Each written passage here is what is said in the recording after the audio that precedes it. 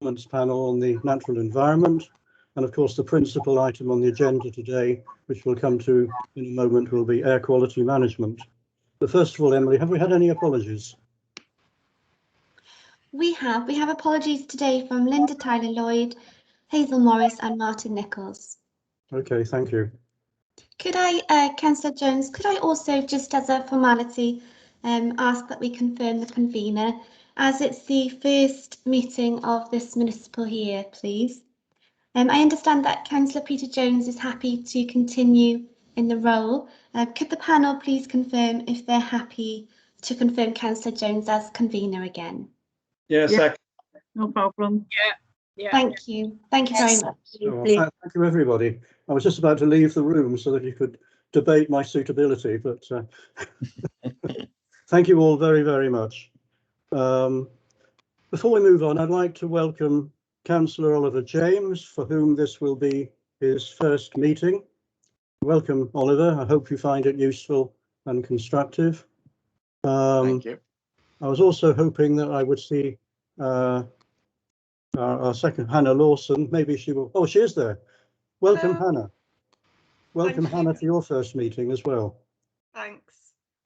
And let's hope it proceeds well. Okay, then moving on. Item 2 on the agenda, disclosure of personal and prejudicial interests. Are there any to declare relevant to today's agenda? No? Okay, good. Item 3, which I always find rather bizarre, but I know it has to be gone through. Prohibition of whipped votes and declaration of party whips. Just to remind ourselves, this is not a party political group. We can say what we think and so forth. And then item 4, minutes of the last meeting, which was held on Wednesday, the 19th of May. Just going through, if there are any points, first of all, for accuracy, page 1, page 2, and page 3, principally, of course, on the climate emergency declaration and our debate around that. Are there any points or questions that members want to raise in relation to those minutes? Okay, thank you very much. Which then brings us on to public questions. And of course, we have 2 public questioners today. Which order are we taking them in, Emily? Councillor Jones, we'll take them in order of receipt, if that's all right, please. So first of all, Mr. Steve Bolkover. Steve. Thank you, Chairman. Thank you for the opportunity to address the panel. My question to the panel is whether the Council will include the monitoring and control of pollution from domestic wood burners as a part of its measures to reduce particulate air pollution. And the background to this question is that particulates now come from a range of sources, but that domestic solid fuel burning is now more significant than vehicular traffic. And much of the focus of air quality monitoring at present and in the past has been on vehicles. When there was a huge spike in air pollution in London about 4.5 years ago, a study by King's College demonstrated that about half of the increased pollution came from domestic solid fuel burning. And it's been very much on the agenda ever since, that it is actually becoming more and more significant in terms of the pollution of the air. In fact, in DEFRA's 2019 air quality strategy, they say that 38% of particulate matter comes from domestic wood and coal burning, compared with 16% from vehicles and transport. So it is a very important source. At the moment, about 7 to 8% of homes actually burn solid fuel, but there is a fashion for wood burners to be installed in people's houses. There is a sort of an illusion of rustic simplicity about them that appeals to people, makes them feel this is something romantic. They feel it's cheap because they can pick up wood anywhere and just stick it in their burner. And they also mistakenly think that it's environmentally friendly. There are something like 175,000 wood-burning stoves sold in Britain every year at the moment. So it's obviously growing fast as a source of heat for people's houses and as a source of pollution in our atmosphere. In reality, it couldn't be anything other than, environmentally unfriendly, because it reduces sequestered carbon into the air as carbon dioxide. It produces pollution in the form of both particulates and volatile organic compounds. And some of those are carcinogenic. The air that results inside people's houses where they have wood burners is actually particularly strong in all these pollutants, and that must have an impact on people's health. Where I live in Garton, several of our neighbours have actually adopted wood burning stoves. One has done so exclusively and has taken out other forms of heating. And the consequence is that we're subjected to a daily dose of pollution from the wood burner. Every day we start to get the smell of smoke. We have to take the washing in if there's washing on the line. We effectively can't enjoy the late afternoon or evening in our own garden because of the amount of smoke that wafts around. The situation got so bad that at one stage I even invested in a portable air quality meter that measures PM2.5s. And I know that it's not calibrated, and I know that it's not as precise or as accurate as a professional meter. But nonetheless, it does give an indication of air quality and of the levels of pollution. And there was one day when, compared with the normal level of about 5 or 6 micrograms per cubic meter, we had 79 in the house. And when we took it out into the garden, it was over 111. A huge level, very unhealthy, of PM2.5 pollution. It's a very unpleasant situation, almost intolerable. And I would hope that the council would adopt this as something that they would want to monitor, that they would want to control, and that they would want to try and do something about. I know there are difficulties because of the lack of powers to control these things. The Clean Air Acts are supposed to be being revised by the government. There is supposed to be a Welsh government measure dealing with air quality. But essentially the control is likely to be simply in the sale of wet wood and in the type of stoves that are permitted to be sold. But at the end of the day, we have other problems.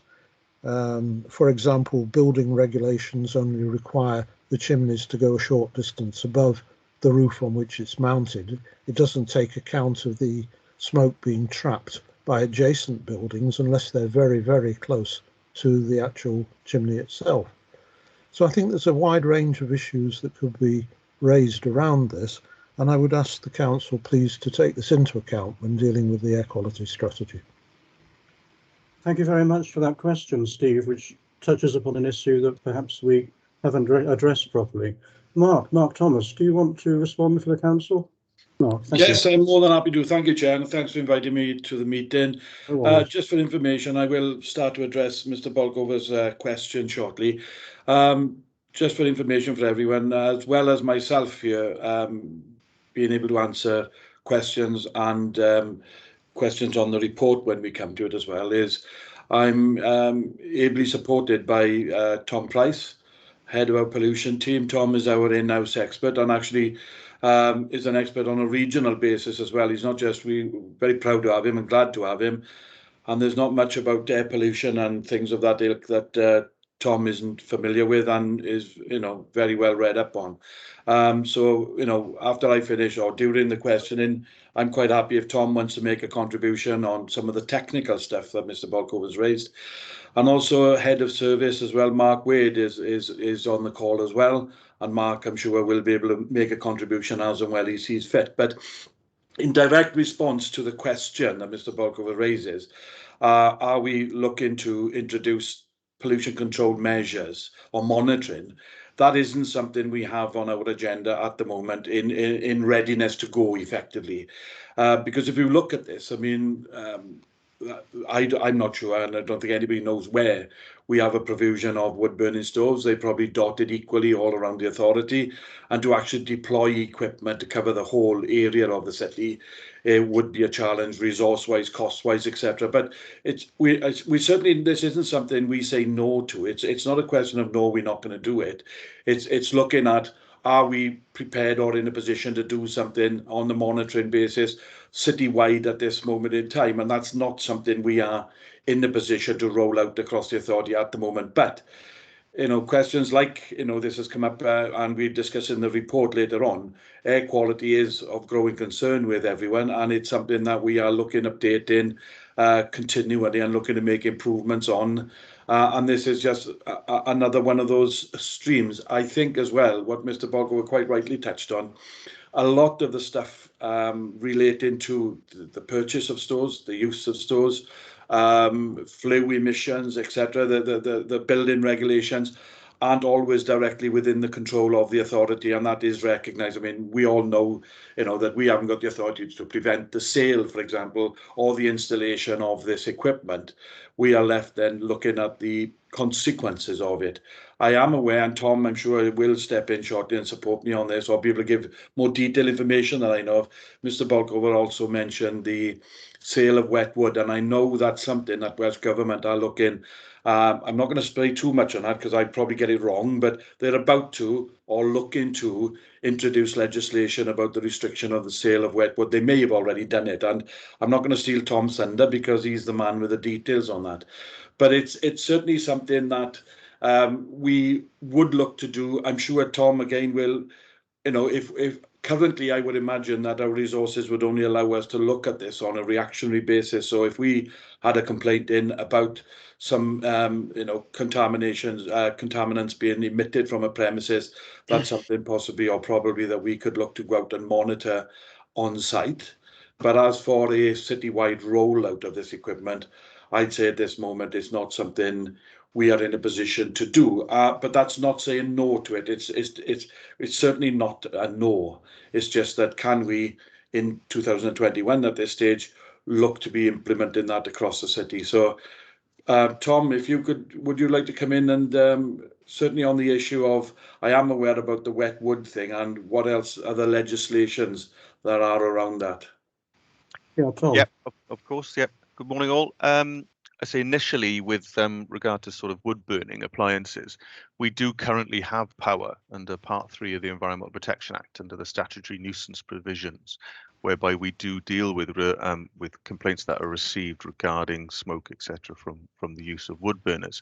So we will actively respond to people, and as has been sort of mentioned already, we look at things like flue height, fuel usage, and it's an educational program to start with, looking at how the fires are set, etc., and where fuel is stored. And moisture content is quite important when it comes to the timber. Obviously, within Swansea, the smoke control areas that exist are all in the east side in St Thomas, and they span back from the mid-80s when we were sort of looking at getting people off open fires and onto gas. So they haven't been sort of used for many, many years, but the Welsh Government consultation that's come out and has obviously closed now is looking at proposals and asks for responses to proposals around widening the smoke control area type legislation within a new Clean Air Act, whether we look at urban areas, for example. And I collated a lot of the responses from local authorities in Wales on behalf of sort of DPPW, Directors of Public Protection Wales, to respond to Welsh Government. And a lot of the consensus was around the need for local knowledge and local control over how we approach these issues, because of the makeup within Wales and the makeup within authorities of rural areas to urban areas, considering, you know, fuel poverty and other sort of factors. But yes, currently we're not really in a position to put reference method 2.5 kit into lots of areas, mainly because of the size and the cost, etc. But we are always looking at the research that comes out for low-cost sensors, and trying to see how we could use that data. But actively, yes, if somebody wants to complain about a neighbouring wood-burning appliance, then, you know, the capacity exists currently to give us a call, and we will investigate and we'll have a look at what we can do. As you say, types of appliances will change. 2022 is the eco-design compliance factor for new stoves, but we are looking and waiting now for what powers come from Welsh Government as a result of this consultation and how we can adapt the services we provide, obviously considering resource as well as part of that, because any new service and requirement that comes in will need to be adequately resourced with help from Welsh Government so that we can deliver it. But that's currently the position that we find ourselves in. And the final point, really, with 2.5, for example, we are one of the few, well, probably one of the few authorities in Swansea that has more than one and probably up to around 3 or 4 bits of kit monitoring 2.5 currently. But there is a drive within the consultations from Welsh Government about increasing monitoring locations across Wales. And we will certainly be watching with interest as to where in Swansea they might perceive additional kit is required. And we will certainly be trying to input into that process so that we get kit where we feel it's needed. Thank you, Tom. That's an encouraging response. Before I go back to Steve, I see Wendy, you've got your hand up. Yes, thank you, Chair. I think my question has been more or less answered. It was really around the way we could, as an authority, determine the numbers of wood burners across Swansea. I think from what you're saying, there is equipment out there, and I think Councillor Mark Thomas referred to this, but it's very sophisticated and we don't have it available at this present time. But should we ever have this kind of equipment, be able as an authority to determine what percentage of houses in Swansea are using wood burning stoves? Now, I think Mr. Bolkover mentioned in London, 7 to 8% were homes were using solid fuel. I mean, are we ever going to be in a position to be able to produce that kind of figure? It's a little bit baffling to me, but I'm doing my best to understand it. Thank you. That's exactly the question I had in my mind, Wendy. Tom, can you respond?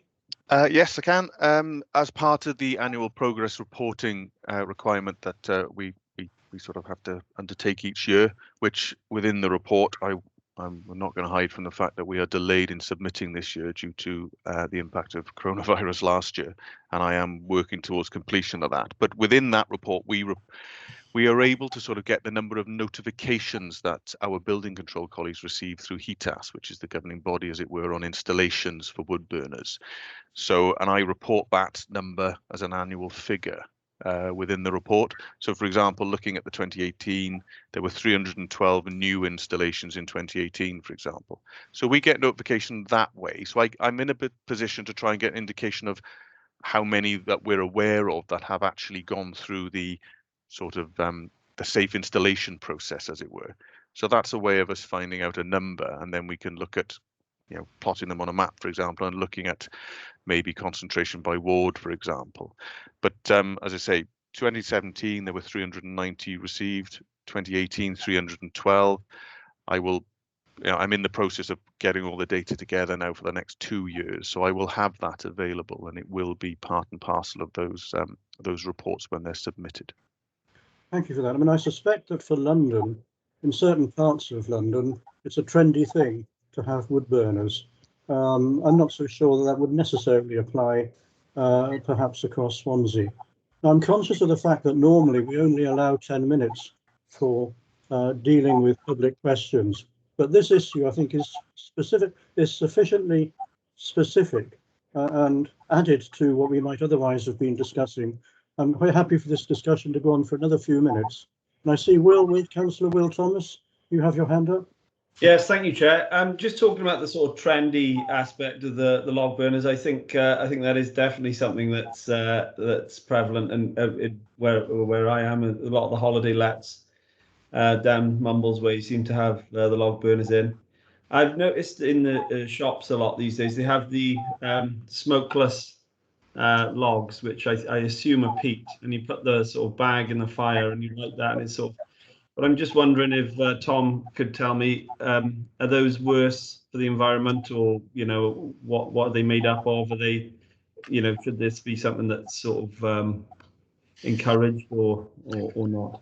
The current sort of sales approach, as it were, with fuels are listed through the original links back to smoke control areas. So there are authorized fuels, as it were, and they're fuels that go through testing requirements, almost through a trading standards type approach, to give them the badge that they are sort of compliant at a certain level, whether it be moisture content, etc., things like that. So part of the consultation response for Welsh Government now that's come out is to look at streamlining that authorized fuel process to be an online register, as it were, whereby it can be updated more frequently, every 6 months or every couple of months, because the drive here is for industry to realize what the standards are going to be, and also then to drive the innovation to produce a more suitable fuel. So whilst these smokeless fuels are if they are authorized, they are deemed to be better than burning coal, the old house coal, for example, which is something Welsh Government are looking to ban, or wet timber, for example. It's deemed that they would give off less in the way of the smoke, which again is particulate, but it also links in with the type of appliance you're using. There are also authorized or exempt appliances when looking at smoke control areas, and that's to do with their designs, the grates, etc., the airflow, etc., through the appliances. So that there are sort of lists, and they can sell themselves, as long as they're compliant and are on that list, they can sell themselves as an authorized smokeless fuel in that sense, which is deemed better than burning, something that you've cut down and you haven't seasoned properly from a private stock, as it were. But they are sort of tested and governed and authorized through regulation by Welsh Government. Okay, I thought it was too good to be true. I thought it might be packed full of chemicals or something like that. Well, they are tested to be able to be sold, but again, you're coming down to combustion at the end of the day, and burning any fuel will have the potential of obviously having a health effect. Okay, I see that Victoria Seller has her hand, and then I'm going to go back to Steve to conclude this particular discussion. Yeah, hi everybody. Just really quickly, because I know we're going to move on to the next item. So just to introduce myself quickly, I'm Victoria Seller, and I'm a air quality researcher at Swansea University. I'm just following on to the discussion around the percentage of houses that use solid fuel as heating source. I've just brought up the Welsh Government's consultation on domestic burning document, and it says in there that the latest figures, which are for 2017 to 2018, is that 1% across Wales use a solid fuel, so it's lower than in London. And obviously the data isn't as detailed as Tom has got for Swansea, so this is Wales-wide. But in rural areas, that does go up to 4%. So as you'd expect, it would be higher in rural areas. So just wanted to add that, really, because I just looked it up on the internet. Thank you very much for doing that on our behalf. And finally, Steve, do you have any final comments to make on this discussion? Yes, thank you, Chairman, and thank you for all giving this consideration. The figures I have for the proportion of wood burners UK-wide is the 7 to 8%. In London, I believe it's about 16%. So it's much higher in London, as has been said. But the problem isn't so much the type of fuel that's sold, because many people who have wood burners think that they have a license to go out into local woodlands and just collect pieces of timber and stick it in their burner. And there is no control whatsoever over those. They burn any old wood that they can get hold of. whether it's dry, wet, or whatever. And to be honest, the amount of smoke that's generated is quite evident sometimes when you see the smoking chimneys. And the amount of soot that's sometimes deposited on the outside of those chimneys does indicate that there is a fair bit of particulate matter coming out of them. That is incidentally another way in which you could possibly estimate the proportion of people who have these wood burners, simply by looking at the roofs and seeing whether there are chimneys that have smoke, or the type of chimney that the wood burners use. But thank you for giving it consideration. I hope the council will see its way to looking at the problem further in the future, because I think it is an increasing issue, and from an air quality point of view, I think it has some considerable significance. Yeah. Well, thank you, Steve, very much for raising the issue. We've had an interesting discussion. We'll wait to see what the guidance emerging from the Welsh Government is, and in the light of that, whether council will be empowered or resourced to take further measures. But thank you very much. It's been a very useful and interesting discussion. Thank you, Steve. Which then moves us on to John Childs. John, your question, please. My question is very different, really. It concerns more to do with the information that the council, how they uses the information provided by Tom Price.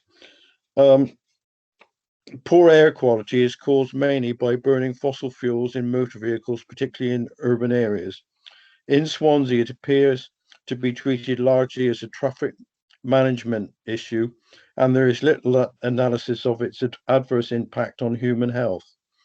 Every year nationally in the UK, air pollution causes 40,000 deaths and costs 20 billion. These figures are from the Every Breath We Take report from the Royal College of Physicians and the Royal College of Paediatricians. In Swansea, this translates as about 100 to 150 deaths per year, and running into millions, borne mainly by the NHS and council services responsible for the vulnerable people involved. To come specifically to the question, who in Swansea is responsible for developing a strategy to address this serious health problem? When will it be given the priority it deserves in order to save human life and address the costs of taking no action?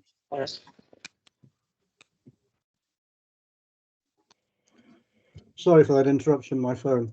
Councillor Mark Thomas, would you like to respond, Mark? Yes, and thank you, Mr. Childs, for the question. I suppose there's no short, and I'm conscious of the time, but I'm not. There's no short answer to this.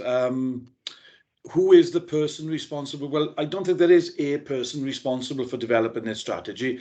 Obviously, Tom and his team, Mark Wade, myself, are involved in the air pollution on a transport strategy. I head that up. But really, it's a corporate viewpoint on this, isn't it? And I think if Mr. Childs is happy with it, and yourself, Chair, to do justice to this question, I need to give a much fuller response than I'm able to do online here today. I only saw the question yesterday evening, actually, and I have put some thought into it. But I think, as I said, to give a full response, I think as well. I mean, I can touch on some things. For example, I mean, looking at the minutes of your last meeting, you had two of my colleagues here, Councillor Andrea Lewis and Louise Gibbard, along with Martin Nichols, talking about the climate emergency. And I suppose this falls into and under that in some way as well. I mean, if you look at, we are not just doing things directly in reaction to air quality or air pollution. This as much sits under the climate emergency as anything else does, I would argue. You know, tree planting. We've got a strategy to increase the number of trees planted in Swansea. Active travel. We are, as has been very well publicised recently, we are going at a rate of knots to increase the amount of shared use paths right across the length and breadth of Swansea. You know, those sort of are examples of how all of these things, these different strands, connect to the question that Mr. Child's asking. I mean, electric fleet, I think that was mentioned in the last scrutiny meeting. We've got the biggest electric fleet in any authority in Wales, and that is going to increase as well. We are driven, pardon the pun, to increase the numbers of electric vehicles, electric charging points. So we're looking at different modes, invested in public transport, etc., etc. So there are many strands to answering. So in direct answer to the question, it is a whole authority, a unitary authority approach to this issue. It doesn't sit within one, much like the climate charter is headed up by Martin Nichols, by Councillor Andrea Lewis, but every cabinet member, every councillor has a contribution to make in this, because it cuts right across the whole of Swansea. And so does the control of air pollution. It can't be left just to one or two departments as responsibility, because there's many ways. We have to get, as members of the public will know, we had many challenges over our recent active travel routes. And, I kept, in response to a lot of people, saying, we have to make a modal shift. Yes, sometimes by doing things, it can be seen as an inconvenience or a disruptions to people's daily lives. But this is all about a strategy taking us forward. If we don't get people out of their cars, then there's going to be a high price for all of us to pay in the future years in and around Swansea. And it is about air pollution as much as anything else, but it's about obesity and well-being, mental health, well-being. So, as I said, I said I was only going to give a short answer, but you know me, Chair, I can't give short answers. But there is much more to this that I would be much more comfortable in fully documented, because I think it needs to be said. There is a story here that Swansea is striving to improve the air quality and the well-being for all in Swansea. And I've touched on some of the things, but I'm conscious of the fact that I probably haven't remembered everything, to be truthful. So, I will follow this up with a full written response to that question, if that's acceptable. Thank you very much, Mark, for that response. And I think that the essence of your response I would share, in terms of the idea of a collective responsibility. Although I think what John is trying to get at is there someone who would take overall control for pulling it all together. And of course, that's an issue in itself. Mark Wade, I see, Mark, you've got your hand up. Yeah, thank you, Chair, and thanks to Councillor Thomas. So just to add to that point as well, really, I think that collective responsibility is the point to stress, really, from a corporate perspective. But I think we're all acutely aware that pollution knows no boundaries also as well. So there is there's a local element to this, and various initiatives that have been through today and in the report that you've had.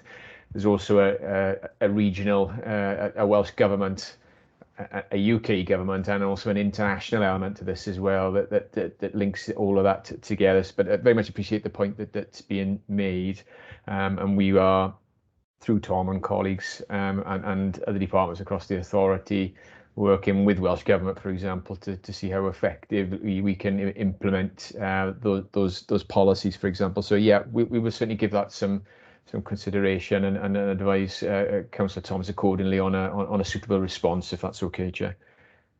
Thank you, Mark.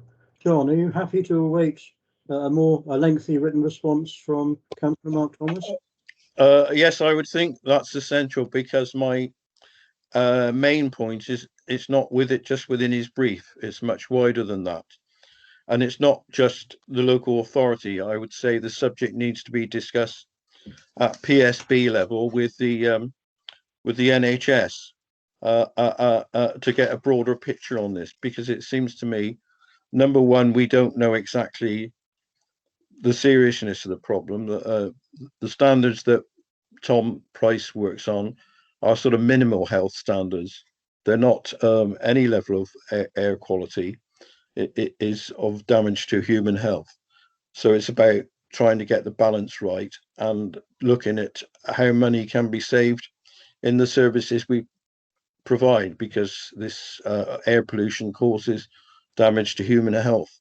And in the present system, we don't take this into consideration at all, really.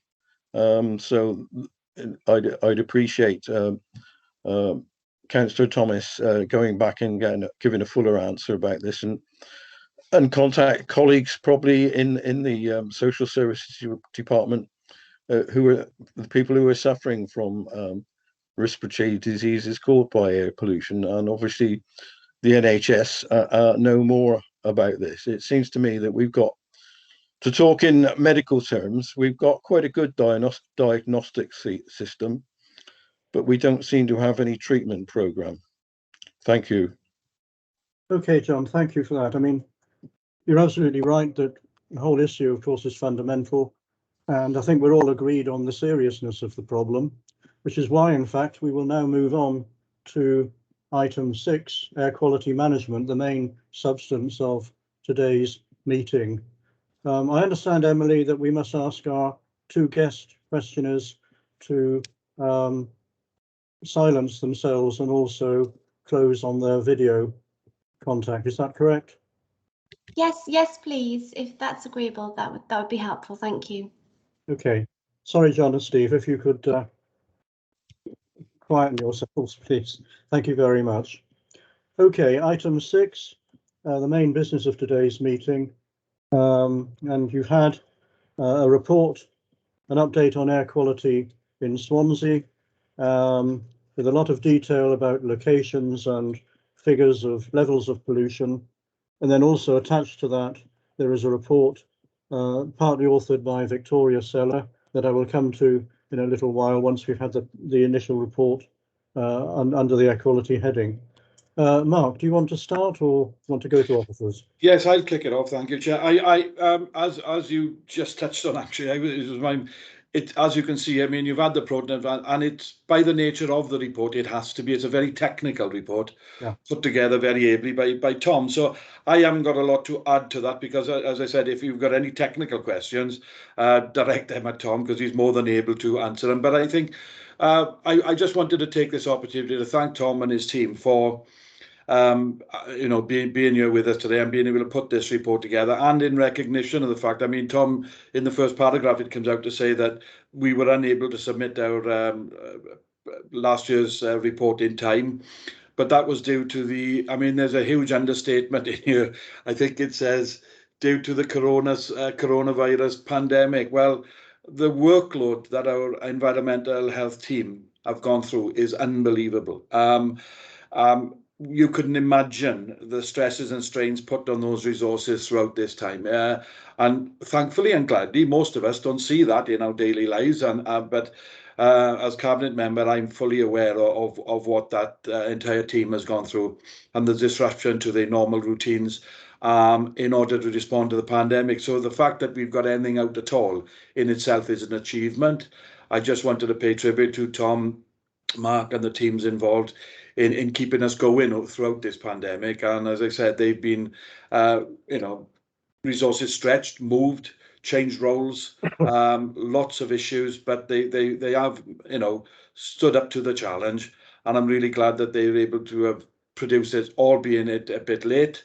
That's under the circumstances. I think I certainly accept that that's acceptable, and I'm sure anybody else would. But I've got nothing further to add, Chair. I don't know if Tom wants to raise any particular issues on the report or just wait for questions, but I'm happy to see what Tom or Mark, I'll hand over to them now, Chair.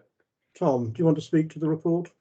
Only quickly, as the intention of writing the report was to have it there for reference for everybody to be able to go and have a look at. Elements of it will be sort of in the actual annual progress reports when they are submitted. But I suppose to sort of add to it and to make you aware of other areas that we are working in as well, the Welsh Government have set up a clean air advisory panel of academics and air quality sort of public health specialists, and also local government in a sense, to advise Welsh Government upon matters arising from air quality. So I am sitting on that panel now in a capacity of chair of the pollution expert panel for Wales, and also representing WLGA, and a colleague from Caerphilly, who is the secretary of the Welsh Air Quality Forum, also sits on that panel, as does Victoria, who's on the call today. And I'm also sitting on the subgroup from that panel, which is advising, putting information to advise Welsh Government on a potential new PM 2.5 target or threshold value. So currently, there's a lot of talk about the World Health Organization concentration of 10 micrograms being used. World Health Organization are currently reviewing their guidelines, and we are expecting publication potentially in July of where they are going with that. From what we're being told, there's no chatter in the background. We don't actually know which way they're going with it, whether it will stay the same or whether it will change for 2.5. So again, that will have a huge steer on where we go, and where Welsh Government will go as looking at setting concentrations. But to sort of look through, yes, unfortunately things have stalled a little bit over the last 12 months, but Victoria and I will be chatting, have briefly already, but we'll be chatting about a few other sort of plans that we have and ideas we have for collaborations with Swansea University, looking at air quality and the potential to try and obtain access to funding to try and get some projects off the ground. With work with Deb Hill's team in the conservation, we had the green screen installed in March 2020 in Portennant by the junction of Fabian Way and Portennant Road, where we have a real-time NOx box, nitrogen oxide analyzer there, which is measuring for nitrogen dioxide. And we also have a PM 2.5 analyzer there as well. So we'll be looking at some analysis work of those data sets with Victoria, so that we can get the lessons out of it. But obviously we will be affected now by our first year of screen installation data will be affected by obviously traffic flows from coronavirus. So all that will come into it. And as a society, we've also had a sound level meter in there looking at traffic noise. So the idea around that sort of work is, how can we evidence the effectiveness of, we call it a green screen, it's essentially a hedge, which is what we want. It's a green infrastructure. So what are the benefits of that? And we're already discussing with our active travel colleagues, looking at the new routes they're putting in and where they are in heavily trafficked areas or densely populated areas. Are there benefits from putting green screens into various sections on inclines by traffic lights, for example, where engines would be under load? Can we try and mitigate some of the exposure that individuals will have? So that's part of the streams that we're looking at. We're also chatting with Deb Hill and stuff about work that can be done at schools. Some of the original sort of older schools that are on these close to roads, for example, you look in Bryn Hyfryd, places like that. Is there scope for some of the funding work through green infrastructure work to get that engagement from the school, from the pupils?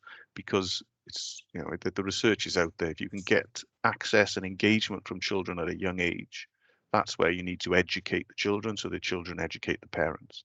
And it's all about that shift away from the current mindsets and the historic mindsets of car use, burning fuels in your wood burners, for example. It's time now for that behavioral change and that educational approach, because we now have, and the paper that's added in the appendices at the back here that Professor Lewis and Victoria and I and from Swansea Uni put together from Swansea data. I say I won't claim too much of the credit here. A lot of the work was done by Swansea Uni. It's evidencing what the reduction in traffic has led to when we look at nitrogen dioxide concentrations. It shows you, it's not modelled. This is what actually happened when you take that number of cars off the road. And that's the message I think we need to be thinking about. How do we then get the buy-in from people to get them out of their cars?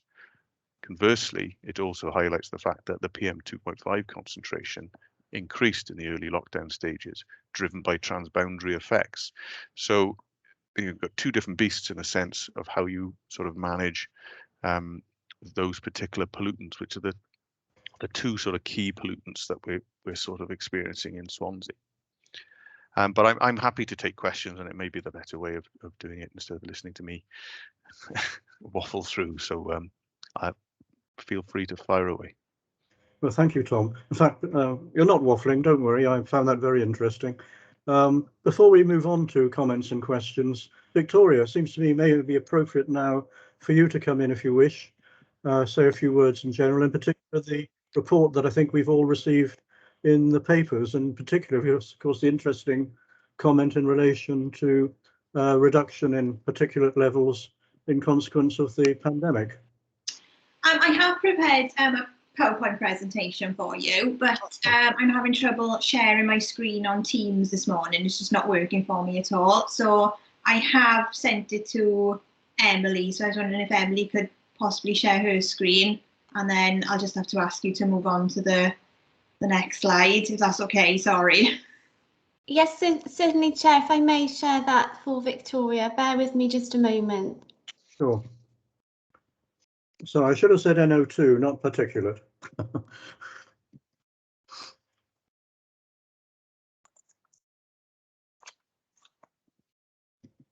Okay, thanks, Emily. A lot of the stuff that I put in this presentation, some of it's already come up this morning, and I can see you're all, a really knowledgeable group on air quality. So I'll try not to go into too much detail and just sort of skip over so we don't use up too much time. So I wasn't quite sure what you were looking for in, sort of my presentation today. So I've just done an overview basically of what's happening with air quality in Wales at the moment. So if you go to the next slide, please, Emily. Thank you. So just a little bit about me. So as I said earlier, I'm a research officer in the School of Management in Swansea University, and I conduct research into air quality management in the main, but also a little bit about low-cost air quality monitors as well. As Tom mentioned, I'm a member of the Welsh Government's Clean Air Advisory Panel, and I represent the campaign group Healthy Air Cymru there. So Healthy Air Cymru is a coalition of non-governmental organisations and Swansea University, basically. And I'm also on that CAAP subgroup on revising the PM2.5 thresholds and targets for Wales. Next slide, please. Thank you. So we've already mentioned this this report this morning. So the RCPCH report, Every Breath We Take, that came out in 2016. And that estimated that there were 40,000 early deaths can be attributed to air quality in the UK every year. So a huge amount of early deaths. In 2020, Public Health Wales, they brought out figures for just Wales itself, and they estimated that figure was 1,000 to 1,400 early deaths. So we're talking about sizable numbers in Wales as well. It contributes to chronic respiratory and cardiovascular disease, and it actually causes acute respiratory and cardiovascular events as well. And it's also been linked to things like cancer, obesity, dementia, autism, low birth weight, a huge range of health issues across the the board really. And recent research has shown that nanoparticles, so really, really small particles, and not ones that we widely measure in the UK at the moment, can actually cross the blood-brain barrier, which is sort of quite rare for toxins, really, just because these particles are so small. And even more recent research has found that black carbon has been found in placenta. So it basically means that particulate matter in particular can get anywhere in the body and can have effects in any of our systems basically. So a quote from that Every Breath We Take report just says that neither concentration limits set by government nor the World Health Organization's air quality guidelines define levels of exposure that are entirely safe for the whole population. And what that means is that the levels that we work to, they are protective sort of for a huge range of people, but people who have got existing conditions, those limits may not be working very well for them. So that's something just to think about, that we do have these limit values and standards. They may not be protecting the health of everybody in society. Next slide, please, Emily. Thank you. So just a little bit of an overview of the main pollutants, which we've touched upon anyway today. Nitrogen dioxide, which is a gas, and it's mainly traffic related, and it tends to occur in concentrations that are local and discrete. So it doesn't really occur sort of UK wide. It's because it's traffic related, we tend to see hotspots of it. And it's the reason why we've seen these client earth cases, court cases against the Welsh Government and the UK Government, which is the kick-started the Welsh Government and UK Government interventions into nitrogen dioxide that we see around Wales today. So things like the 50 mile an hour speed limit on the M4 in Port Talbot is as a result of that. Particulates, so we measure mainly for PM10 and PM2.5, and as already been mentioned, is traffic and combustion related. It's any sort of small particle, but it's obviously it can be made up of a wide range of different chemicals, and they can adsorb onto the surface of combustion particles, and different chemicals can have different toxicological effects in the body. And research, as I've mentioned already, is moving towards the smaller and smaller particles. So PM1, ultrafines, and actually particle count numbers being linked to risk of acute cardiovascular events, so heart attacks basically. And then the other main pollutant then is ground level ozone, which is a reaction of NO2 with volatile organic compounds in exhaust gases from cars. And that looks like it might be becoming more of an issue due to climate change as our temperatures generally get warmer across the piece. Next slide, please, Emily. So in addition, in Wales, we also have discrete isolated issues with benzoate pyrene in Port Talbot related to the steelworks, nickel in the Swansea Valley. And I just put a quote there from a paper by Hugh Brunt and Sarah Jones from Public Health Wales, which was published in 2019. They came up with this idea of the triple jeopardy effect. And again, we've already this discussions have already linked to this already. And they said that air pollution, health and deprivation are inextricably linked and can combine to create a triple jeopardy effect where more deprived individuals and communities can be disproportionately affected by exposure to air pollution. So what they're saying effectively is if you live in a deprived community, you're more likely to have chronic illnesses, and that means you're more susceptible to the ill effects of living in areas of high air pollution. So obviously across Wales, we do have many deprived communities, and that may be exacerbating health conditions to a greater extent than in other areas of the country. Next slide, please. Thank you. So this is just a little bit about the legislation, so I won't go through all of that. That's the main pieces of legislation that affect air quality management in the UK. As Tom's already mentioned, they're all structured around the World Health Organization air quality guidelines, and these are due to be updated imminently. And as Tom said, we don't really know which way he's going to go with PM2.5 at the moment. Brexit has had an impact, so the directives have all been transposed into UK law as they stand at the moment by the Withdrawal Act 2020. So we've got all of the directives, the European directives that manage air quality. We've got them sort of static in time from when we left the European Union, which means we still have to adhere to those standards, but any future standards that come out in the EU, we may not necessarily adopt them in the UK. So we may see the UK going in a slightly different direction. We just don't know yet. Next slide, please. And in Wales, we're in a bit of a unique position with regard to legislation.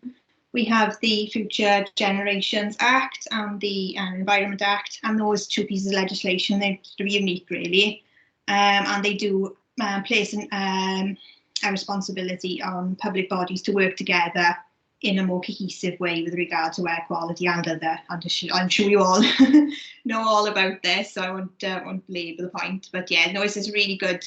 They're really good pieces of legislation and very progressive. Next slide, please. Okay, so the European legislation is based mainly around the Ambient Air Quality Directive. So the way that we demonstrate compliance with that is via a network of monitors across Wales. So they are called the AURN, the Automatic Urban and Rural Network, and there's one of those in Swansea. And you can see on the map there, this is where the 11 sites, AURN sites, are located. So they're mainly in urban areas, and there's only 2 in rural areas in Wales. So we don't get a very good spread of monitor density. And that's, as Tom has alluded to, it's because the monitors are very expensive to run. They're time intensive, and they're quite big as well. And it's difficult to locate them in certain areas. So those monitors, along with extensive modelling work, so data is pumped into computers basically and gives predicted concentrations. has shown us that we've got issues with nitrogen dioxide in those areas that I've already mentioned. So around Port Talbot, Newport, Cardiff, Caerphilly, and in North Wales. And it's what's led to the 50-mile-an-hour speed restrictions that we see on some of our trunk roads. Next slide, please. So the domestic legislation that we have is LAQM. And, oh, excuse me a minute, I need to plug my laptop in, sorry. Sorry, my laptop was just about to die. So this is what the local authorities do with regard to air quality management in the main. So there's 22 local authorities in Wales. They're all doing the same job, but slightly differently. So back last summer, I was asked to put together a summary for Welsh Government on the status of LAQM in Wales. So I looked at how much monitoring was going on, where that was, and what was the type of monitoring, basically. So I found that some authorities do have automatic monitoring, so that's where we've got those static monitors that measure in great temporal resolution the concentration of pollutants throughout the day, 24/7. But more than half do not, so only 10 of the 22 authorities have automatic monitors, and there's 40 monitors in total across Wales. So that is sometimes in addition to those 11 that I showed you on the map earlier. So in total, we've probably only got late 40s with regard to automatic monitors across Wales. In a population of 3.3 million, that's not a great density, really. So 12 authorities only have what's called diffusion tubes, and you probably know what diffusion tubes are. They are sort of small, quite sort of simple technology. They're placed usually on drain pipes at sort of first floor level, and they measure long-term concentrations of nitrogen dioxide. So that's all they can do, basically. They can't monitor particulate, and they can't tell us how concentration is varying over the day. They'll give us an average over probably a period of a month. They also have a high level of uncertainty.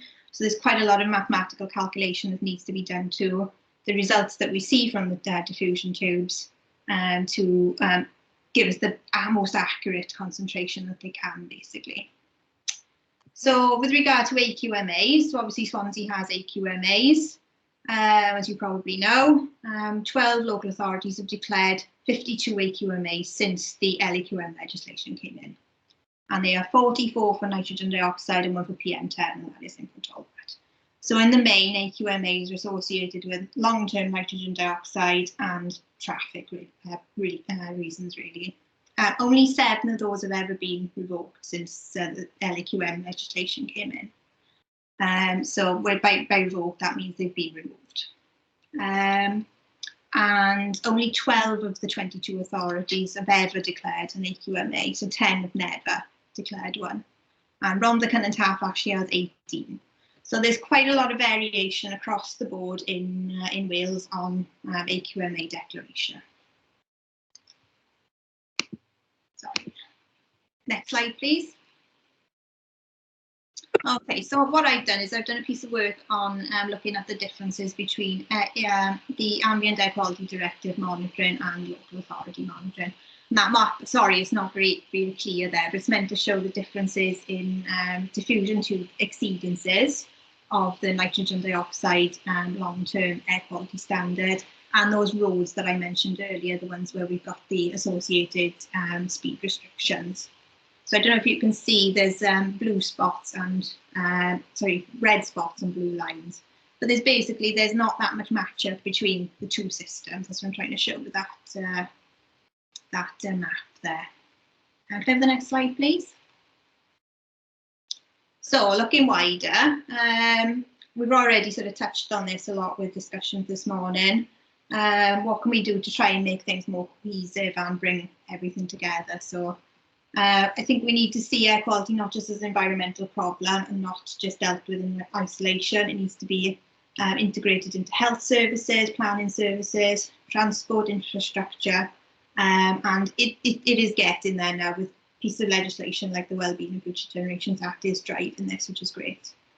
And the new MS, Julie James, she's Minister for Climate Change, and that's bringing together all of the main areas of sort of civic life, really, that need to come together to come up with good plans for improving air quality. Next slide, please. So just a brief overview of Welsh Government plans, and again, a lot of this has already been discussed. LAQM, there was new guidance published in July 2018, and there was a move away from only taking action when an exceedance has been identified. So moving from being sort of reactive to proactive, and actually looking at solving problems before they become a problem, which is the reason why we've got so many AQMAs that are still in place, and have been for 10+ years. So, that's a really good sort of shift in mindset, really. And we've had the Clean Air Plan for Wales, which was published in 2020 and has been out for consultation, and Welsh Government are considering the consultation responses at the moment. There's been a draft Clean Air White Paper. Again, working through, the Clean Air Plan, that's done and dusted. I meant the White Paper was, they working through the consultation responses. We've also touched on this morning on the domestic burning consultation. Again, the Welsh Government are working through consultation responses on that one. And of course, there's the CAA PM2.5 thresholds target group, looking at how we can better regulate PM2.5, and I sit on that group with Tom.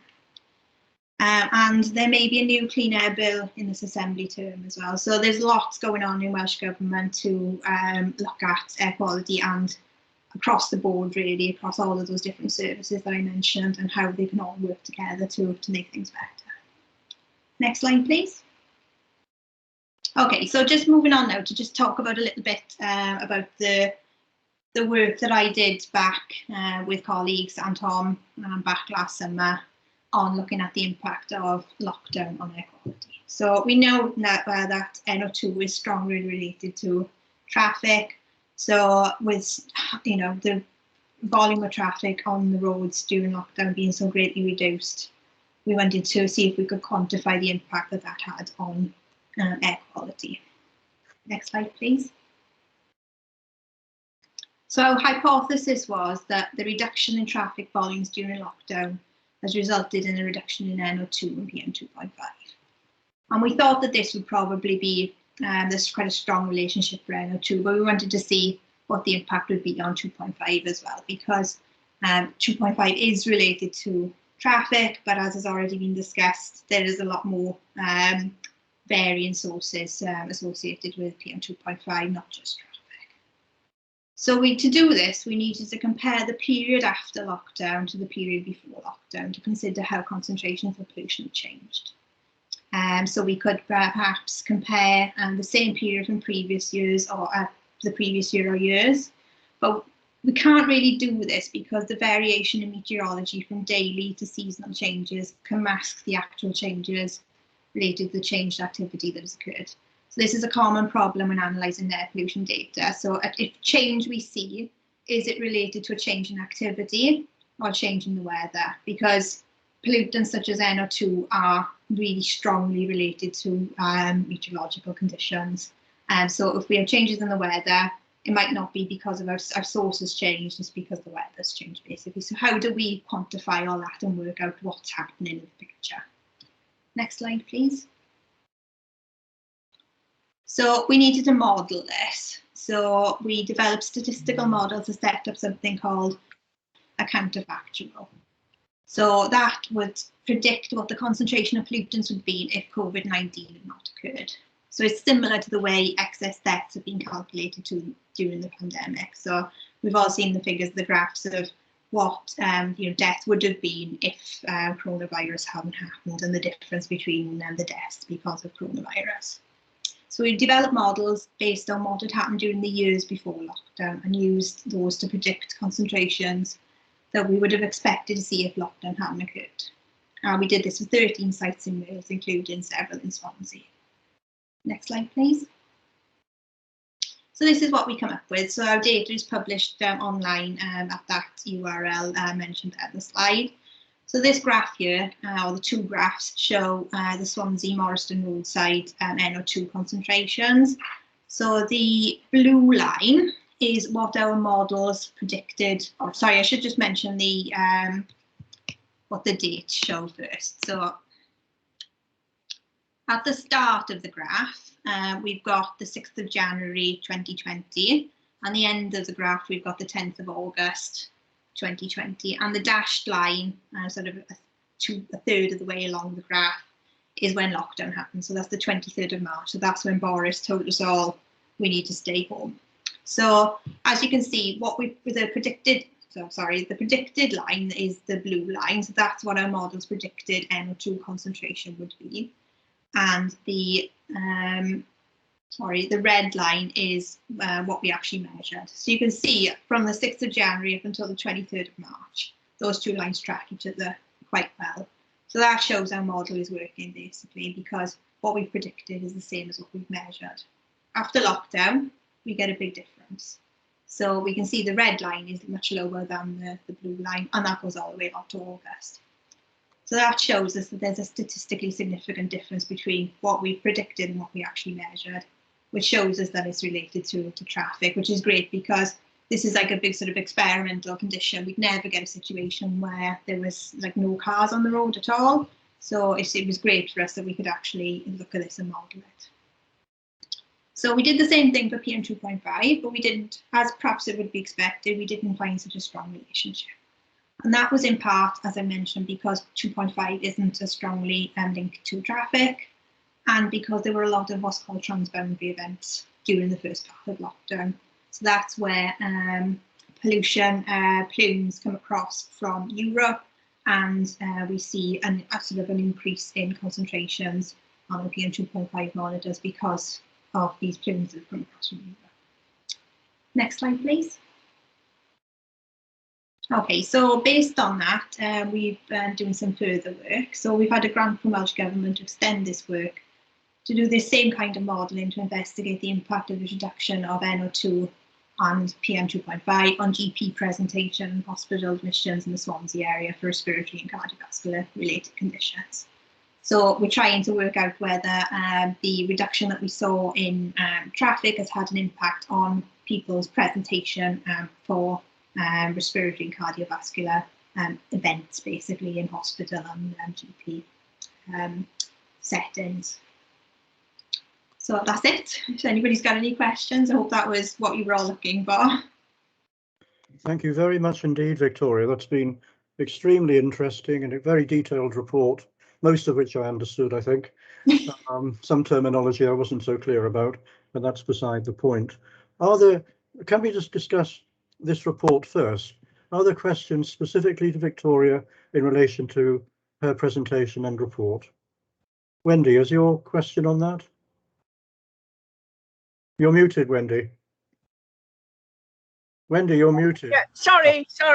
Yeah, it's sort of related because Victoria said in part of the presentation that air quality should be integrated into planning services, transport stroke infrastructure. And I think we'd probably all agree that that was as it should be, and is a reasonable position for the council to take. I just wondered how she would view, and others as well, the fact that the LDP, the Local Development Plan for Swansea, is encompassing 17,000 new homes up to 2025, 17,000 plus. And I'm sure not all of the owners of these new homes will be using bicycles to get to work or wherever.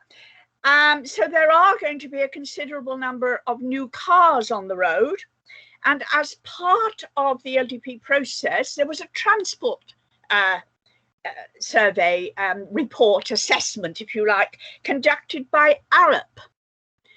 And that was to look at the implications of all the new housing and the cars that were going to result across Swansea. Now, what is interesting is that Arup never considered noise or air pollution. That wasn't a part of their remit. So in my view, this has always been a significant issue and a significant lack in the LDP.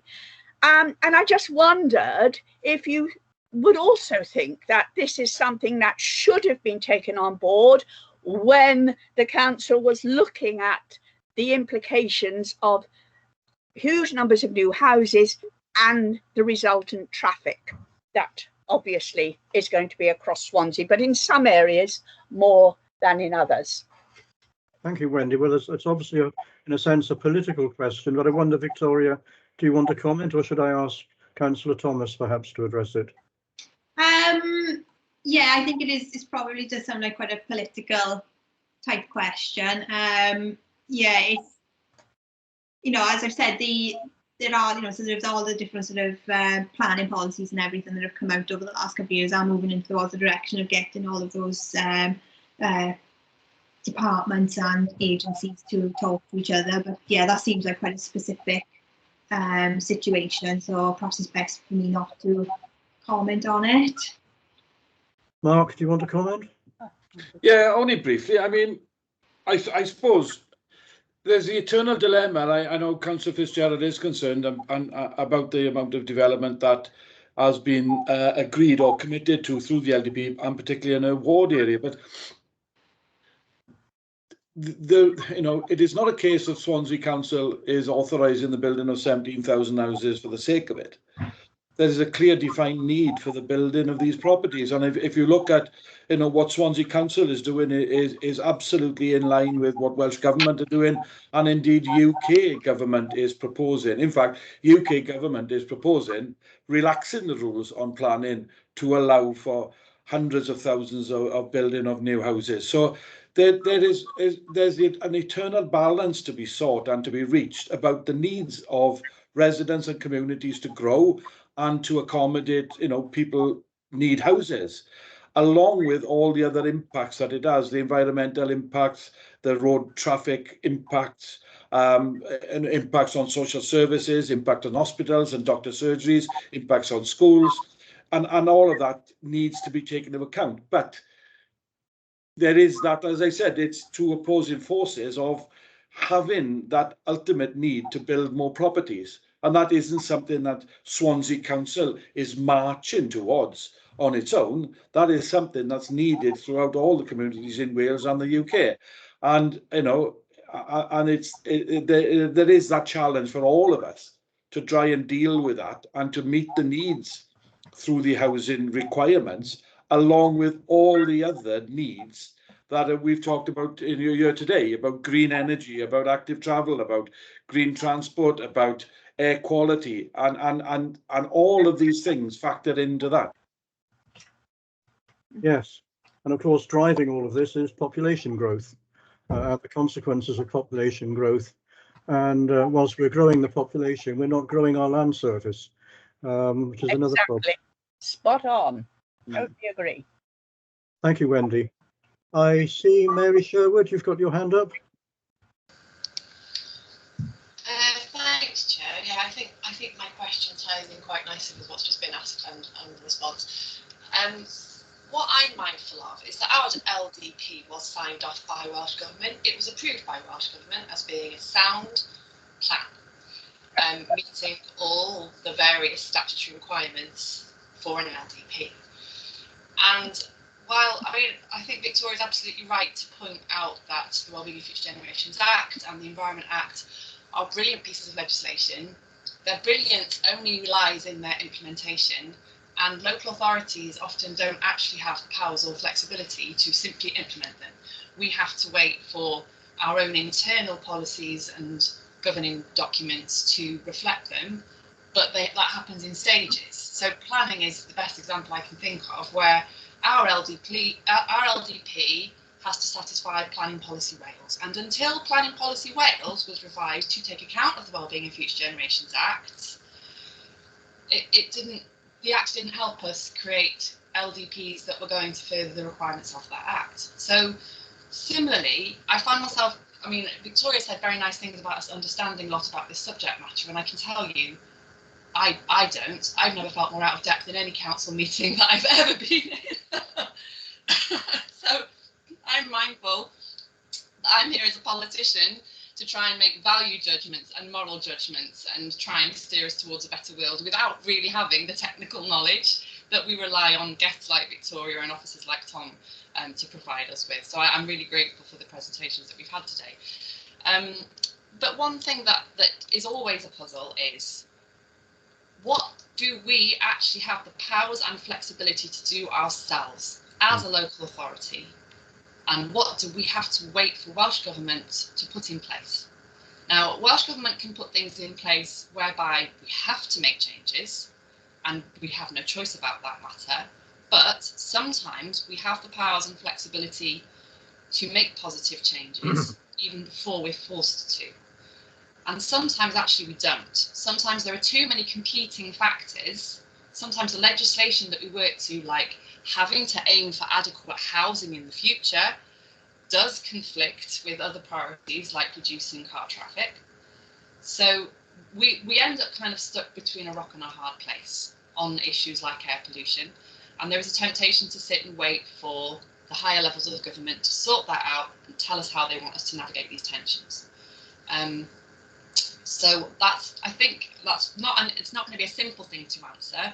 It might be something that we ask for another paper to come back to us at a later date, to really help this panel to focus on what does Swansea Council have the flexibility and powers to actually make a difference on with regard to air quality, rather than being something that's frankly beyond our control and not within our legal powers. Thank you. Yes, thank you for that question, Mary. And that's an important issue, this whole matter of power and responsibility, which is, I think, a somewhat murky area. Some councils seem to do more than others in terms of traffic management and the like. And I just wonder, Mark, do you want to come back at all on that, or? Well, no, I think we touched on it earlier on about one of the, it's a different subject matter than the question raised by Mr. Bolkover in the public questions. It's about stoves, wood burning stoves, etc. And there are certain things we as an authority can do. But the actual implementation, the purchase of a wood burning stove and putting it in your house does not require local authority permission per se. It's not something we can stop happening. So we are dealing with the aftermath of it. I mean, what Councillor Sherwood said is quite right. There are things, we followed the rules and the requirements laid down when we developed our LDP. We cannot, as an authority, I believe, I'm not the expert in this field of it, introduce another measure or another control that is not in line with that. That could be objected to by developers, or the planning inspectorate could say that you've not followed the rules and the guidelines. So that's all I know, is because planning obviously doesn't sit with me, is that the LDP was developed in line with the requirements of developing it. As Councillor Sherwood said, it has to be signed off by Welsh Government. So there's lots of things that we would like to alter and affect, but quite a lot of it is beyond our control. That doesn't mean to say we're not interested. It's not something we want to get involved with, because I think that eventually more and more of these sort of controls are going to be rolled out to local authorities, so we can take control of our own destinies, because not all local authorities are the same. And sometimes legislation across Wales or across the UK does not fit an individual authority.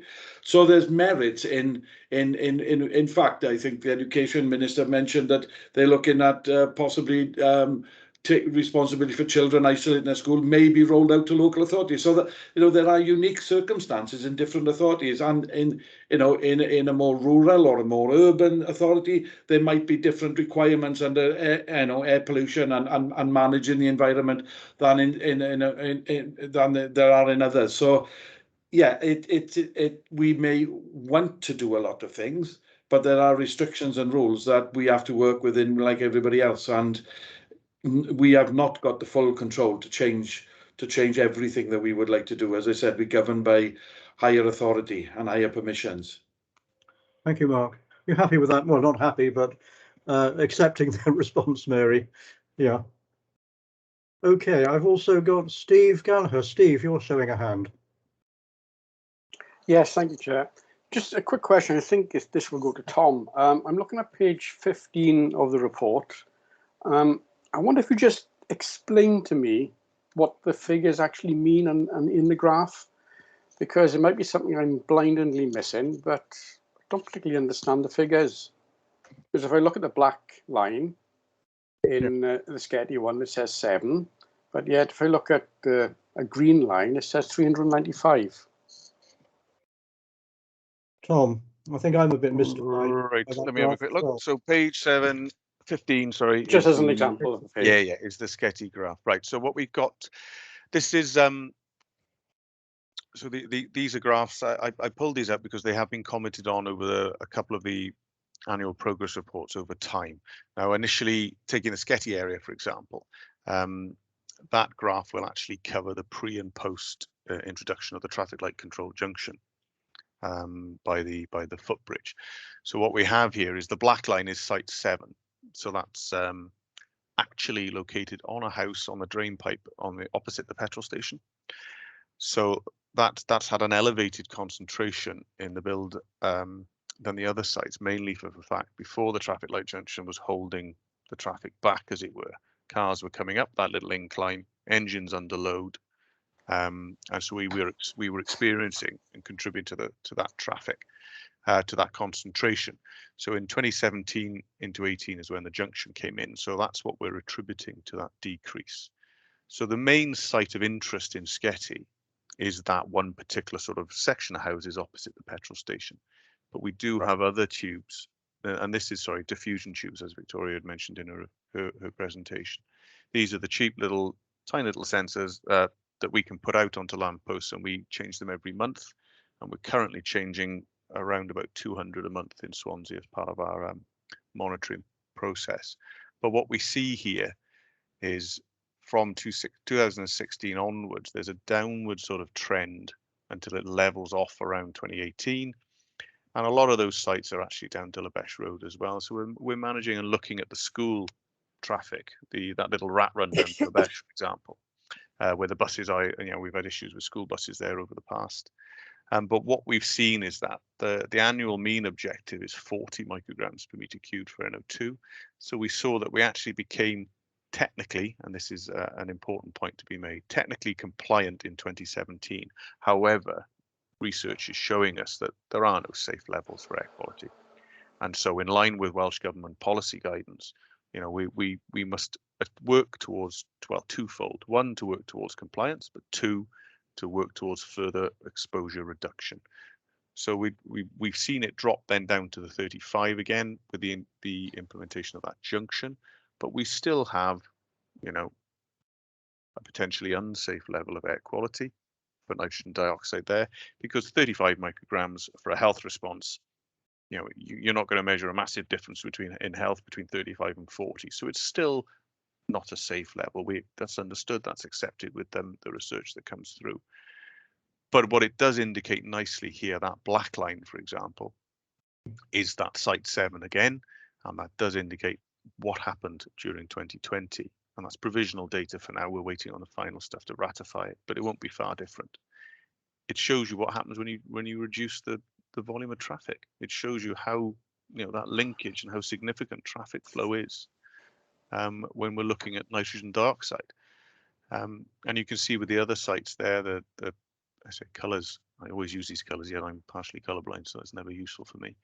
But they're a lot down Dillabesh Road. So we had a lot less bus traffic, a lot less school traffic during 2020, and you can see the reduction in concentration when we're looking down to below 15 micrograms per meter cubed of NO2. So it's a good opportunity for us actually to evidence what your individual behaviours can actually do. If you're not in your car on the road, and we're reducing that, because we're all responsible by our actions, every member of the population. And this is the evidence now that we're going to be looking to try and put out into the public realm, put out with research work with colleagues such as Victoria, to try and give people that proper picture of what can actually happen. That's not just modelled, it's not a study, this actually has happened, this is real data. So Tom, sorry to cut across you. So in simple terms for me, each of the colours represent a site. Yeah. And the number is how many times it breached. No, sorry. This is my perhaps because it links in with the progress report. What you haven't got is the actual location. So each number is a site location. Right. All right. So yeah, sorry, I apologize for any confusion there. So each column in the bar chart is a site, and it's the same site that's been monitored over the years. So what it's showing you there, 63 and 87, for example, are actually on the junction. The Stuart Hall is one, and another one is on that same row of houses. But the important thing to notice, to mention here with nitrogen dioxide, it significantly drops off with distance from the curbside. All right, so a matter of meters will affect the concentration of nitrogen dioxide. It isn't seen it's not the same with particulates. Okay, and that's what we see with the transboundary effects of particulate. But so when we talked about planning earlier, when large planning applications or significant planning applications come through, and we are a consultee, we are asked to consult on them. If there is an air quality interest, if we determine that through our procedures, we will comment and we have to assess. And quite often we will condition the requirements for air quality sort of modelling to be carried out and assessments. And we are then driven as well by guidance then on how we determine those assessments. But again, they are linked in then with the planning system. So we do look at the air quality response of certain builds. And if a location is within an air quality management area, we will scrutinise even further, because it's not just an increase that's of interest. It's the how much is the increase going to be? What we quite often, and we have gone back on the consultations to Welsh Government about this, in the sense that planning consultants, for example, they will have an air quality specialist write a report, and they will come out with this, it's only going to raise it by 2 or 3 micrograms. That's acceptable. Well, from my point of view, 2 or 3 micrograms is different when you're in an area of 20 or an area of 35. So it isn't necessarily acceptable. And this is where we are asking for further clarity and guidance from Welsh Government to give us the ability and the weight for us to go back when we're responding on these sorts of assessments. Okay, can I just have a quick follow-up question? Yep. I'm not sure if it's Victoria herself would answer this. You mentioned, Victoria, that computers will give a predicted level of the particulates. So a question I would ask, and I'm thinking of the area of the Harvard, when you've got the system in the Harvard, do you link that or try to link it to any specific events? I'm particularly thinking of Swansea playing at the Liberty Stadium, which is going to increase the traffic. So if we start looking at other areas, we can start to drill down with computers and system as to why there's an increased level. The obvious one is traffic. Yes, I get that. But is there any specific reason? Do you see where I'm coming from? In the Harvard, for example, we not only have the DOAS system, which is the differential optical absorption spectrometry system, the big cylinders you see on the wall. We also have traffic counters that we installed many years ago. So we have accurate pictures of the traffic flows in those areas, and we do look at that data. But it is one of those areas for further research, and it's similar in a sense, I suppose, to the research that Victoria had done previously with the model work that she's just presented. So yes, the capability is there. I haven't gone into a huge amount of detail with specific match day events, as it were, but we have noticed that we looked at the numbers a couple of years back with the opening of the Morva Distributor Road, and we showed that there's a 30% reduction of traffic volume, annual average daily traffic flow through the Neath Road, by a reduction of 30% purely by the opening of that road, which has had a knock-on correlation with a reduction in nitrogen dioxide concentrations in the Harvard. So we do look at all that work, and it is all feeding into the wider Nowcaster model that runs in the background, of which we have plans, resource allowing, for the future to try and link into more, the social media platforms of today, of Twitter and other methods, like we do with our bathing water, for example. So it's stuff that we can look at, and it's always parts of the collaborative plans and chats that I have with Victoria. But I can let Victoria go into better detail about the traffic sort of analysis. Victoria, do you want to come in on this discussion? Yeah, only just to say quickly that that is a piece of work that I have been planning with tourism research colleagues in the School of Management to look at major events in Swansea. Things like the matches at the Liberty, the air show, concerts at Singleton Park, that kind of thing. And of course with the new arena coming online as well in the future. And whether that has got an impact on air quality. But that is a research project that is very much in its infancy at the moment, so I haven't got any data that I can share with you from it. Okay, thank you. I'm interested in this particular discussion because, as Steve knows at least, I live in Delabesh Road. And like Steve, I was equally mystified by the graph as to quite what it was trying to measure and to tell me.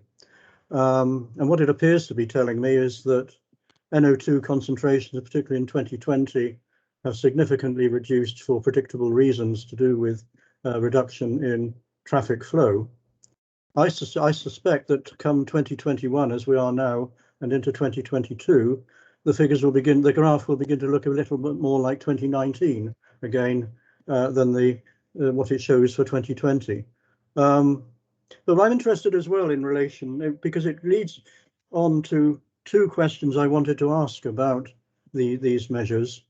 Delabesh Road, of course, has a school, Bishop Gore Comprehensive School. And each morning and each afternoon, up to half a dozen coaches arrive in the morning to unload and in the afternoon to collect children. Many of those coaches keep their engines idling, even now in the relatively warm months of spring and summer. And that is obviously a matter of significant concern in terms of the effect on lung development amongst children. This is an issue that I and others have raised in the past, but it continues to be a problem. And that in turn relates to a more general issue, I think. The figures that you quote for NO2 and particular concentrations are annual mean figures. But what about daytime peaks, peaks and troughs? Those children, for example, they're not subject to the mean, they're subject to the total on that particular moment, that half hour or whatever it might be. And that is a matter of concern. And I wonder if you could actually comment, therefore, on, it's one thing to show mean data, but what about variable data over a period of time, measured, say, half hour or hourly intervals, to get some sense of actual exposure of people during the day, during the night, particular times during the day? Tom? Well, with Delabesh Road in particular, we go back to that initial discussion a while back when we look at cost. For a real-time analyzer, we have several across the authority for nitrogen dioxide, for example, but they require enclosures, they require gases for calibration, aircon units for keeping the units within temperature range, and they cost quite a bit of money, if I'm honest, which is why we use the diffusion tubes to give us a better spread across the authority. And part of the reason, again, for that is that the air quality sort of objectives, European objectives, initially that are set into Welsh legislation, set us an annual mean standard for nitrogen dioxide of 40 micrograms, but they also give us an hourly objective to look at of 200 micrograms, which isn't to be breached more than 18 times a year. So those are the initial frames that we're working towards. Now, research that's been published in the past by Professor Laxon has shown if you have an annual mean over 60 micrograms per meter cubed, then you should be looking at the hourly exposure. Now, we haven't got that in this area in Swansea, so it's potentially a resource issue. This is where the innovation work that's going on at the moment, looking at low-cost sensors. I'm keeping an eye on that work because this is where we might be able to get your better time integrations, your peaks and troughs, when they become more financially viable. They are referred to as sometimes as low-cost sensors. For example, there's a company called EarthSense that have got kit out there, and there are others. Obviously, it's not an advert, but they're looking around about £5,000 to £7,000. You know, it's a lot of money, and I'd love to have 10 to 20 of them. I really would, but we don't necessarily have the budget to do it. So I'm in a position where I can't necessarily have permanent 15-minute integration data. However, we do look at trying to run little experiments if we can get funding to get temporary kit in to give us an idea of the picture. But I know that, the theory behind it, where you look at engine idling, yes, it's a short-term acute pollution incident. It is of interest. But before I can get numbers on it, I would rather look at, let's reduce the need for engine idling. Let's reduce that first. Now, it is a measure within the corporate sort of bus contracts where they look at engine idling. That is specified within it. I know that's been answered previously, and I know Councillor Thomas will sort of give verification on that. But again, this is another power that's within the consultation about trying to streamline the legislation to enable us for anti-engine idling enforcement. It's currently a power that we have as an authority, although I'd have to check the delegation of it. I know that I don't have delegated powers yet for it. But again, you have to justify the offence, so there has to be time. There has to be, it's not just the fact you've left your engine running for 5 minutes. It can be 10 to 15 minutes required, and it's a whole fixed penalty approach. But we can hit it in other ways. Education is the first one. We look at it around schools. It is something that we will be picking up and pushing with schools. As an example, that you don't need to be leaving your engine running when you're waking to pick your kids up, for example. And likewise with the buses, it's already been identified that they shouldn't be doing it. If people are, and you feel that the buses are running too long, let me know, please, because it is something that we will look at, because there's no need for it. Once we get past the safety issue of a few minutes, if they're leaving it run for half an hour, then no, it doesn't need to be done. And so that's part of that mindset change. Councillor Thomas? Yes, Mark, thank you. Thank you, Tom.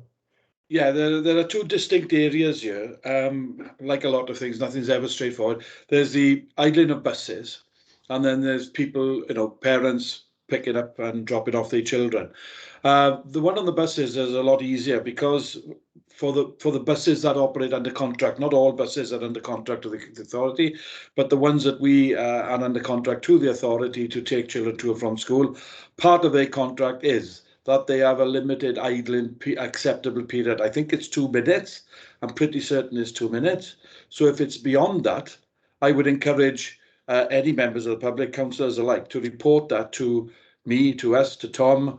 I have reported the idling of buses previously when Councillor Jones has mentioned it to me, to our transport team, for them to speak to the transport companies, because they know who's supplying. I don't know the actual bus companies supplying the contract to those. So they're quite easy to track down and quite easily to legislate against effectively, or give warnings to.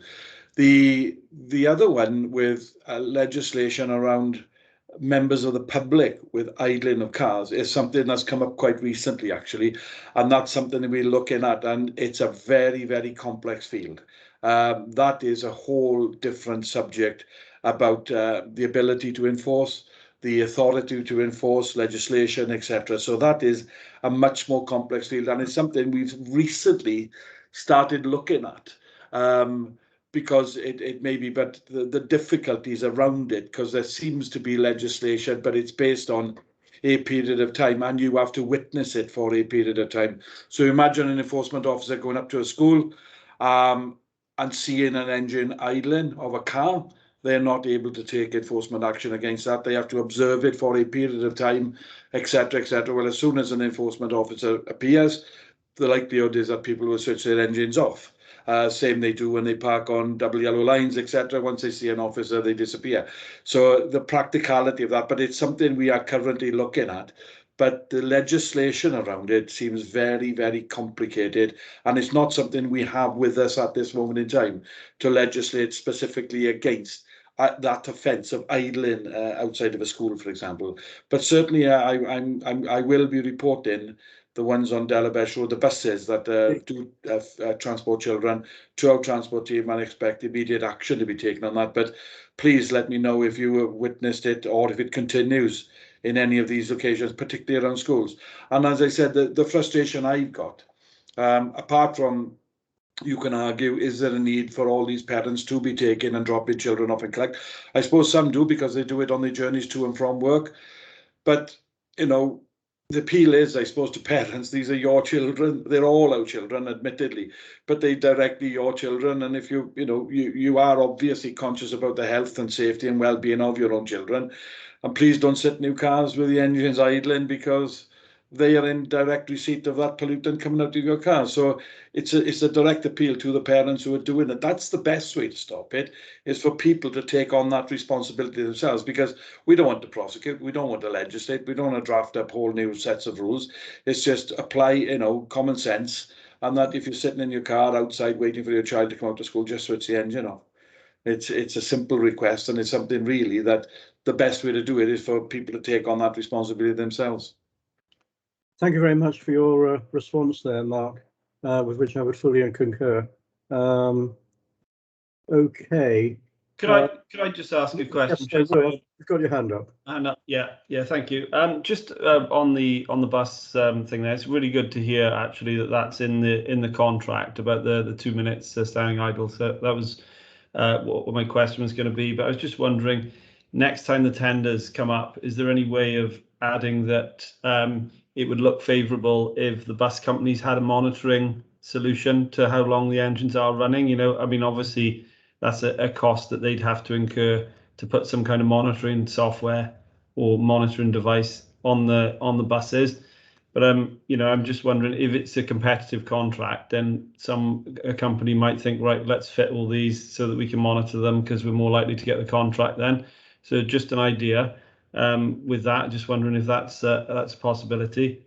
And secondly, I mean, with Delabesh Road, my auntie actually lives on Delabesh Road, and she says the air quality's got a lot worse since they added the traffic lights at the bottom, and it's sort of the build up of traffic since you've had all the, because obviously it used to be a roundabout and they didn't used to have that static traffic. So just a point on that, really. Thanks. Yes, thank you, Will. Mark. I can certainly, I will take up that, Councillor Thomas, with that suggestion about, I don't know what technology exists, but if that can be done, that's certainly something we can seriously look at, because that's a zero cost option to the council. That's something that we can look to introduce. We do have, apart from air quality, we do have restrictions on the age of vehicles and things like that anyway, so make sure that there's not really old vehicles going around. So, and I don't see why that's something we couldn't add to it. I mean, I don't know if Tom wants to come in and answers the question about the Delabesh Road. I think perception is a lot of things, Councillor Thomas, about, I often get people in my own ward, and I'm sure as ward councillors do, people complaining about the speed of traffic in built up areas. And when we go out and do a speed survey, it very rarely supports the perception, because if you're in a built-up area, 25 miles an hour can seem like 40. Right, and then when we put the monitoring equipment, quite often that'll come back and saying that the average speed is not beyond 30, because it does. If you, as I said, the more built up an area, but your auntie may well have the perception that the air quality has deteriorated, but clearly from the information and the graphs that Tom has shown, there's a significant reduction, more so in the last year, obviously, but that's the pandemic effect. But there was a change, because cars weren't, I mean, it depends, at the roundabout, there were long queues. I don't see the queues there now that used to be there at one time, but it's a moot point, I suppose. Thank you, Mark. Well, I don't want this to turn into a prolonged debate about the situation in Delabesh Road necessarily, even though I've got an obvious interest in that. But I would concur with Will Thomas's auntie that my observation and experience too is that the traffic lights have, particularly at peak travel times, caused delays of car traffic along at least half of Delabesh Road at any one time. And obviously all are idling their engines, and I can only guess at the air pollution consequences of what's going on there.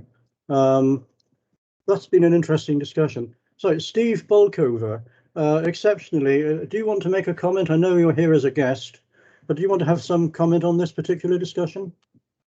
Thank you, Chair. I would concur entirely with your view about the pollution from buses at schools, because we also experience these in Gowerton, where we have 2 schools and many buses.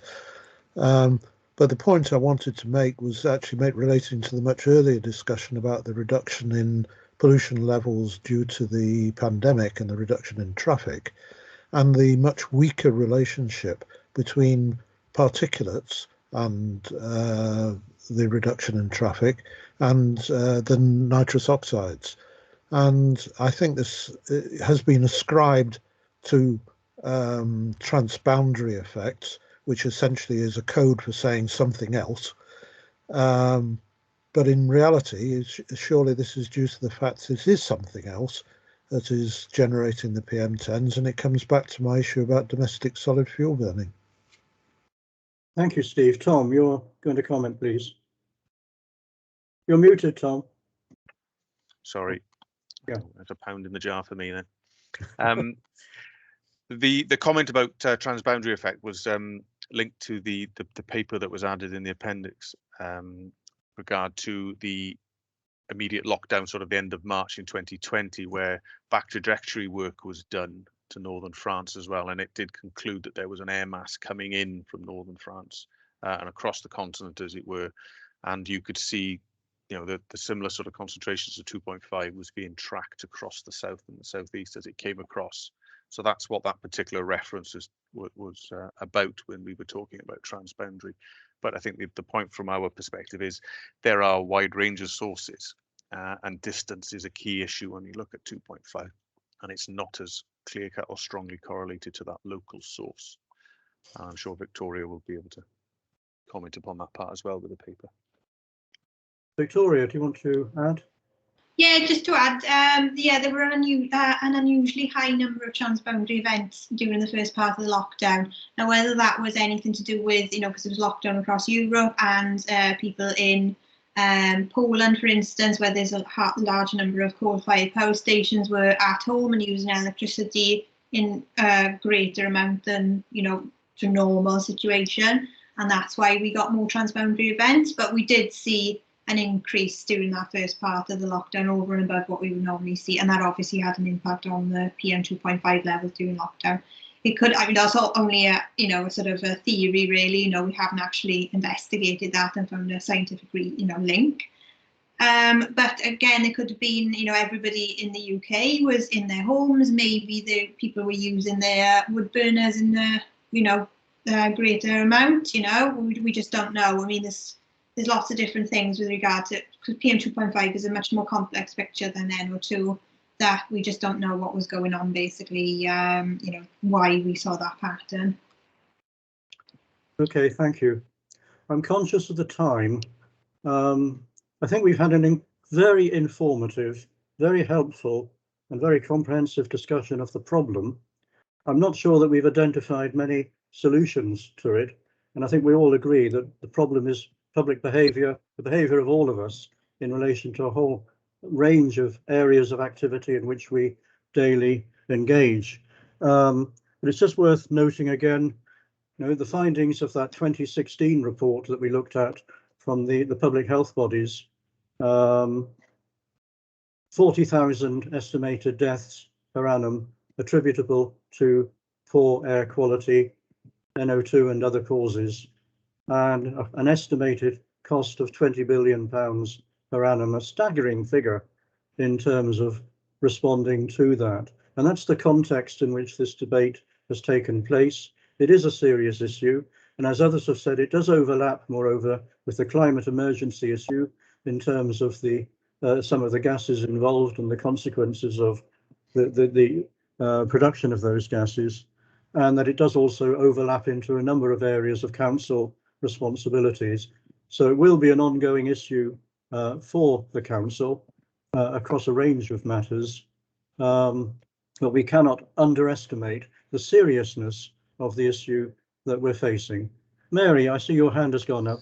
Very quickly, if you would, please. Thanks, Chair. I just wanted to ask if we are going to return to this in terms of any practical recommendations. I mean, it seems from the discussion that a public information campaign is a really good idea, and I wonder if that is something that this panel might discuss in more detail and make some recommendations to the Cabinet member for. Yeah, that is a genuine concern. As I was just saying, that we had an interesting discussion, but I'm not sure we've come up with any practical solutions. Public education obviously is a factor alongside the climate change issue. as well in terms of behaviour. Perhaps this is something we can look at away from today's meeting. I mean, I'd be quite happy perhaps to talk to Mark and to one or two others, Mark Thomas, and one or two others, to look at ways in which we might inform the public to a greater extent about the consequences of certain forms of behaviour and whether changing those behaviours will help address a reduction in the levels of air pollution and also, of course, the climate change issue, which is in a sense overpowering everything else. So thank you, Mary, for that. And I'll take that up with Mark and others away from the meeting, if that's okay. And thank you.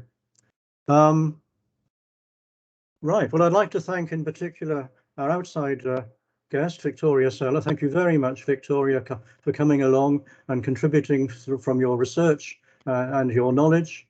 I think that's been extremely helpful. And also to Tom and to Mark Wade for their contributions.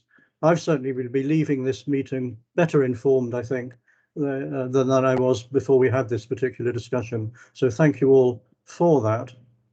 That then just brings us on finally to item, whatever it is, 8 or 7, item 7 concerning the work plan.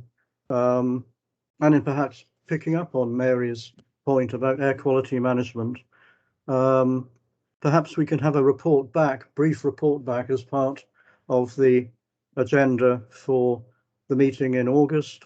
If that's okay with you, Emily, I think that would be a sensible thing to do, just as a 10 or 15 minute further discussion on that issue. And are there any other points in relation to the work plan as presented at present, or are members of this panel content with that? I'll come to you in a moment, Mark. I see your hand is up.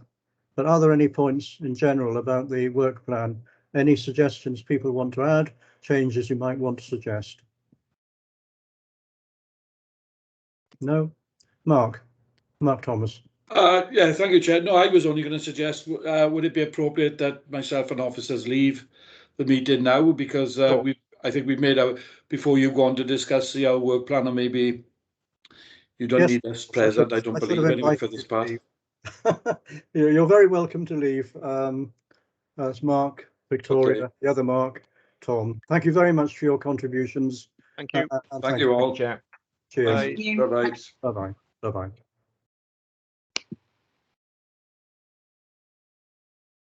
Yes, are there any other points on the work plan? The next meeting, which as you see is on the 31st of August, we'll be looking at two quite serious issues: local flood risk management, and Mark Thomas again will be here. We should make him an honorary member of the committee, I think, because he's probably here more often than not. So that's a serious issue, of course. And then the ash dieback issue, which clearly is going to involve, well, we've got Martin Bignell coming and others, probably Deb Hill and people from her team to talk around that issue. Incidentally, one thing, I was slightly disappointed that Deb Hill wasn't here today. Emily, was she invited? Councillor Jones, I'll double check for you on that. I believe that the team have a standing invite to attend when they wish to. Not getting you in any way, Emily. I thought there was a standing invitation to Deb, and I was slightly disappointed, purely because what I wanted to ask, if she had been present, we're talking about the impact of air pollution on humans. What about the impact of air pollution on wildlife? Has there been any research done on that? If so, what have been the findings of that research? I'll pursue it with Deb separately, but it may be something we can come back to when we address the issue again in the future.